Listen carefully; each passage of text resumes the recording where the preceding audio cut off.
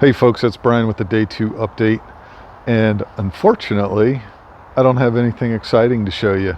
Now, this banana has grown a little bit more, but it still is not very visible at all. You can see maybe a little bit better than yesterday where it's grown up just a little bit there, not growing fast at all. I think there's probably a few reasons.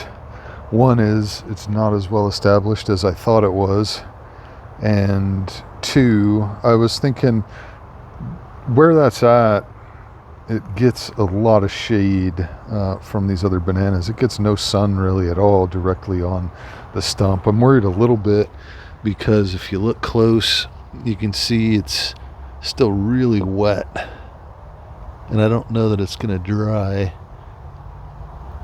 So I worry a little bit about it being so wet, but we're going to let it go and see what we end up with. So I'm not going to provide daily updates anymore just because it's only growing 1/4 of an inch, but I will provide updates as it makes sense. You can see the next one by clicking right here.